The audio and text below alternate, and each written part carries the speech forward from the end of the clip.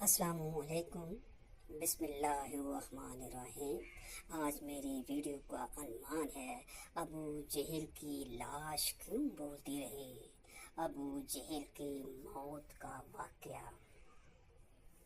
ابو جہل وہ بدبخت اور ظالم کافر تھا جس نے ساری زندگی رسول خدا صلی اللہ علیہ وسلم کو تکلیف اور دکھ کے علاوہ کچھ نہیں دیا۔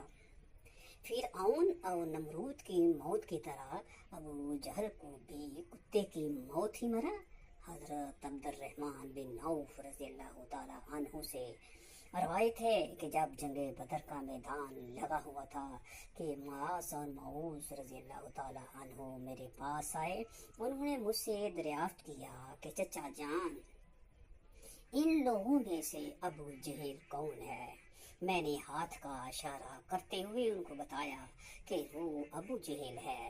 انہوں نے کہا کہ چچا جان، اس ظالم کافر نے ہمارے نبی صلی اللہ علیہ وسلم کو بہت ہی دکھ اور تکالیف پہنچائی ہیں، اس لیے ہم ابو جہل کو نہیں چھوڑیں گے۔ حضرت عبد الرحمن بن عوف رضی اللہ تعالی عنہ فرماتے ہیں کہ جوں ہی میں نے ان بچوں کو ابو جہل کا بتایا تو وہ بچے بجلی کی رفتار کے ساتھ ابو جہل کی طرف بھاگے گئے۔ انہوں نے ابو جہل پر ایک زوردار ضرب لگائی۔ ان کی پہلی ضرب سے ہی ابو جہل اونٹ سے نیچے گر گیا۔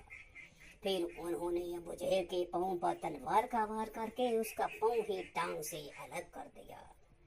حضرت معاذ رضی اللہ تعالی عنہ بیان کرتے ہیں کہ یہ سب منظر ابو جہل کا بیٹا اکرما دیکھ رہا تھا۔ اکرما نے وار کر کے میرے بازو کو کاٹ دیا۔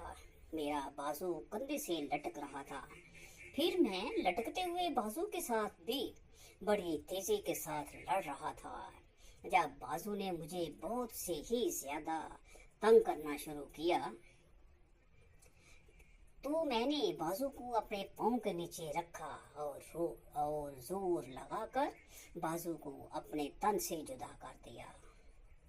حضرت معاذ رضی اللہ تعالی عنہ سے روایت ہے کہ میں نے موقع پا کر ابو جہل پر پھر وار کیا، جس سے ابو جہل کے جسم سے خون کے فوارے جاری ہو گئے۔ ابو جہل کو موت کی گھاٹ اتار کر یہ دونوں بچے رسول خدا صلی اللہ علیہ وآلہ وسلم کے پاس جا کر عرض کرنے لگے، یا رسول اللہ صلی اللہ علیہ وسلم، ہم ظالم ابو جہل کو قتل کر آئے ہیں۔ تبری میں بیان کیا گیا ہے کہ ابو جہل ابھی قتل نہیں ہوا تھا، بلکہ وہ در سے چلا رہا تھا، تڑپ تڑپ کر در سے چلاتے ہوئے موت کا انتظار کر رہا تھا۔ جب جنگ بدر ختم ہوئی تو نبی کریم صلی اللہ علیہ وسلم نے تمام صحابہ کرام کو حکم جاری کیا کہ ابو جہل کی لاش کو تلاش کیا جائے۔ سب صحابہ کرام ابو جہل کی تلاش میں مگن ہو گئے۔ حضرت عبداللہ بن مسعود رضی اللہ تعالی عنہ بھی ان میں شامل تھے۔ حضرت محمد صلی اللہ علیہ وآلہ وسلم نے تمام صحابہ کرام کو ابو جہل کی ایک نشانی بتائی کہ ابو جہل کے گھٹنے پر نشان ہوگا۔ صحابہ کرام نے عرض کیا، یا رسول اللہ صلی اللہ علیہ وآلہ وسلم، ابو جہل کے گھٹنے پر وہ نشان کس طرح آیا تھا؟ آپ صلی اللہ علیہ وسلم نے فرمایا، ایک دفعہ میں اور ابو جہل عبداللہ بن جدعان کے گھر دعوت میں شامل تھے۔ اس وقت تمہاری عمریں بہت ہی چھوٹی تھیں۔ ہم دونوں میں کسی بات کو لے کر لڑائی ہو گئی۔ میں نے ابو جہل کو زور سے دھکا دیا، جس کی وجہ سے ابو جہل زمین پر گر پڑا۔ ابو جہل کے گھٹنے پر گہرا زخم آ گیا۔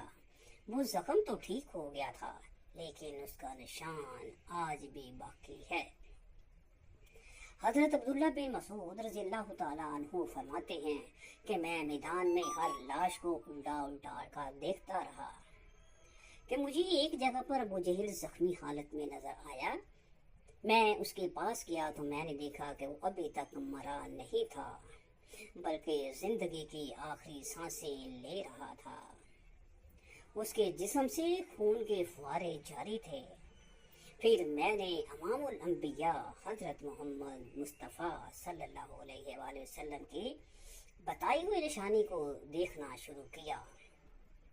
پھر میں نے بتائی ہوئی نشانی کو دیکھا، غور سے دیکھا، تو مجھے یقین ہو گیا کہ یہی ظالم ابو جہل ہے۔ میں نے اس کی گردن پر اپنا پاؤں رکھ کر اس کو زور سے گھسیٹا تو درد کے مارے اس کی چیخیں نکل پڑی۔ میں نے ابو جہل سے مخاطب ہو کر کہا کہ اے خدا کے دشمن، اللہ تبارک تعالیٰ نے تجھ کو ذلیل و خوار کر کے رکھ دیا ہے۔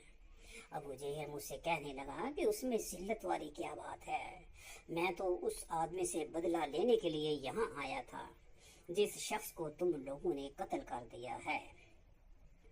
اس نے مجھ سے دریافت کیا کہ بتاؤ اس جنگ میں فتح کس کی ہوئی ہے؟ میں نے کہا کہ اس جنگ میں فتح اللہ تعالیٰ کے سچے رسول صلی اللہ علیہ وآلہ وسلم کی ہوئی ہے۔ پھر اس نے کہا کہ ابن مسعود، چرواہے تو بہت ہی اپنی جگہ پہنچ گیا ہے۔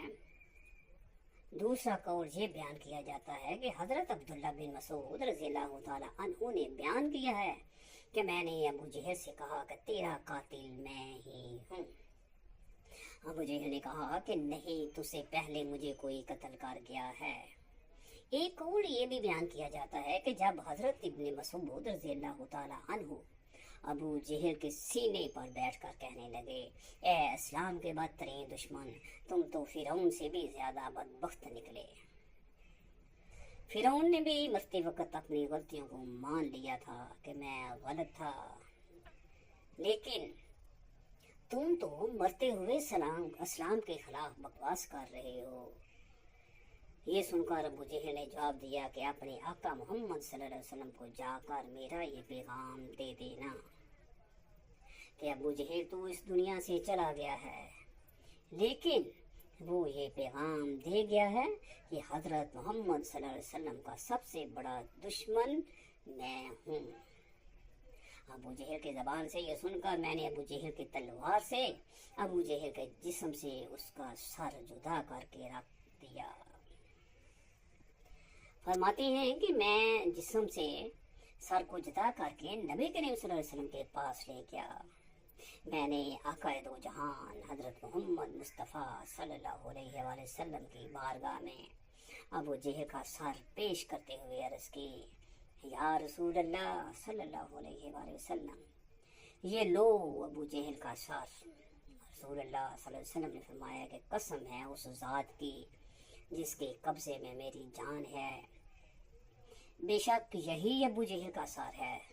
پھر آپ صلی اللہ علیہ وسلم ابو جہل کے سر کے پاس کھڑے ہو کر فرمانے لگے، یہ کافر ابو جہل اس امت کا سب سے خطرناک اور ظالم فرعون ہے۔ ہر امت میں ایک فرعون ہوتا ہے، جبکہ میری امت کا فرعون ابو جہل تھا۔ اللہ تعالیٰ کا شکر ہے کہ یہ بدبخت ہلاک ہو گیا۔ روایات میں اس طرح بیان کیا گیا ہے کہ رسول اللہ صلی اللہ علیہ وسلم نے شکرانے کے نفل بھی ادا کیے۔ رسول اللہ صلی اللہ علیہ وسلم کے فرمانے پر ابو جہل کی لاش، سر اور قریش کے 24 سرداروں کو ایک کنویں میں پھینک دیا گیا۔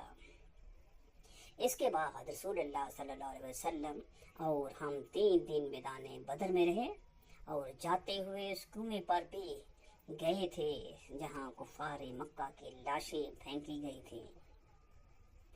حضرت محمد صلی اللہ علیہ وسلم نے اس کنویں پر کھڑے ہو کر قتل ہونے والوں کو یہ فرمایا کہ اے کنویں میں پھینکی گئی لاشوں، کیا تم نے اللہ تعالیٰ کے وعدے کو پورا ہوتے ہوئے پا لیا ہے؟ اللہ تعالیٰ کا وعدہ سچ ثابت ہو گیا۔ حضرت انس بن مالک رضی اللہ تعالیٰ عنہ سے روایت ہے کہ رسول اللہ صلی اللہ علیہ وآلہ وسلم نے آدھی رات کے وقت ان تمام لاشوں کے نام لے کر فرمایا، اے ابو جہل بن حشام، اے عتبہ بن ربیعہ۔ اس طرح نبی کریم صلی اللہ علیہ وسلم نے سب کنویں میں پھینکی گئی لاشوں کے نام لیتے ہوئے فرمایا کہ کیا تم نے رب کائنات کا وعدہ پورا ہوتے ہوئے دیکھ لیا ہے؟ کیا تم نے اپنے خداؤں बुतों का वादा सच पाया। मेरे खुदा ने जो मुझसे वादा किया था वो सच साबित हो गया। उस पर सहाबा इकराम ने पूछा, या रसूलल्लाह सल्लल्लाहु अलैहि वसल्लम, आप लाशों से क्या बातें कर रहे हैं? तो हजूर सल्लल्लाहु अलैहि वसल्लम ने फरमाया कि ये जो बातें मैं उनसे कर रहा हूँ तुम उन लाशों से ज्यादा नहीं सुनते हो। ये लाशें बोल नहीं सकती, सब कुछ सुन रही हैं। इमाम तिबरी लिखते हैं कि मोहम्मद बिन इसहाक बयान करते हैं कि बहुत उलमा इकराम ने यह बात बयान करते हुए कहा है, हजूर सल्लल्लाहु अलैहि वसल्लम ने फरमाया कि तुम लोगों ने मुझसे दुश्मनी की, बल्कि दूसरे लोगों ने मुझसे दोस्ती की। तुमने मुझको मेरे ही शहर से निकाल दिया, लेकिन दूसरे लोगों ने मुझको अपने शहर में बना दी। तुम लोग मुझे झूठा कहते रहे, दूसरों ने मुझे सच्चा और आखिरी नबी कहा। तुम लोगों ने मुझको बेशुमार तकालीफ दी, लेकिन दूसरे लोग मेरी तमाम परेशानी में शरीक रहे और मेरी इज्जत करते रहे। उसके बाद रसूलुल्लाह सल्लल्लाहु अलैहि वसल्लम ने फरमाया कि मैंने तो अपने रब कायनात के वादे को सच पाया है। और फिर उनके लोगों ने, वमा अलैना इल्ला बलागुल मुबीन।